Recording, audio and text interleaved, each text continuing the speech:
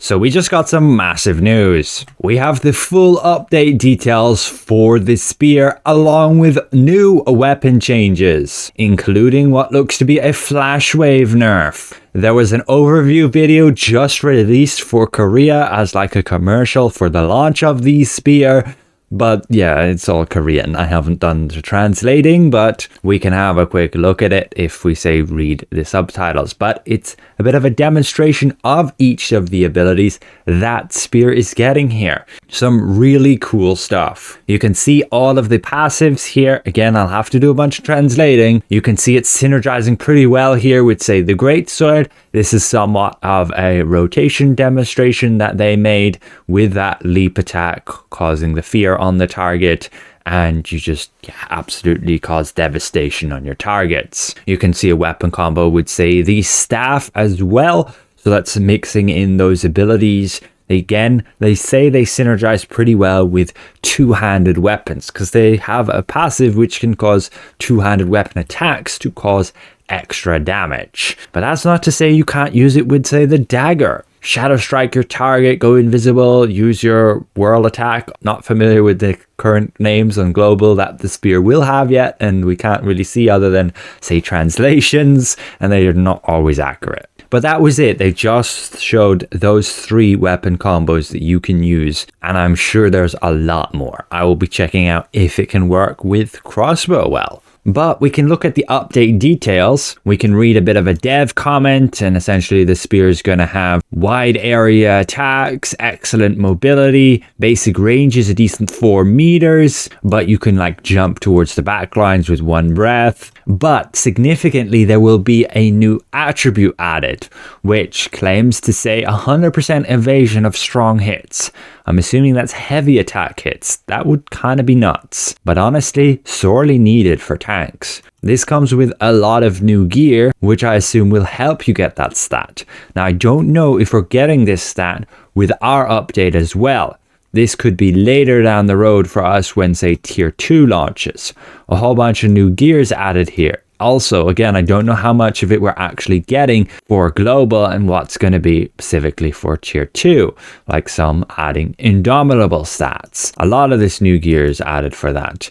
But Juno Boat's Lava Spear is Indomitable 6, which leads us to believe we may very well likely get that as well. But then there are some weapon adjustments. So proficiency is going up to level 20. The two-handed greatsword, you'll be having an increase to your devastating smash, I think it's called, increasing monster damage by 100%. But then longbow, flash of light, which I'm assuming translates to flash arrow, which then you can use with flash wave, will have the effect only increasing the width and not the range. This is most likely this effect. So rather than having a 2 meter extra range, it will only do the width. This should help a little bit. Currently, there's just too much flash wave spam in big PvP fights, but your devotion passive is actually getting improved so that you'll have a damage reduction effect on it. Not sure why that's needed.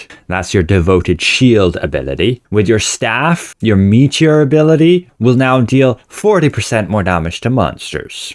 And your frozen tome will have a new specialization which you can then use the ability on yourself, making you immune to attacks from people for 2 seconds. But the cooldown will change to be a lot higher. You can level it up to reduce that. The reduction to the heal effects has been reduced from 6 seconds to 3 seconds from, I assume, your infernal meteor right there. It's a whopping 60%, although this tooltip shows only 6. With your wand, your ray of disaster, 30% more damage to monsters, and just a bug fix. There were then just some artifact updates. I don't believe any of them apply to us as we don't have artifacts yet. But the Stone of Purification, this is your CC break that everybody can use that you craft just here. They now added the effect that reduces the duration of weaken by 75% for 1 second after using the Purification Stone. And they added 4 new types of Purification Stones. One of them will increase the hit by 300 for 5 seconds after reducing the duration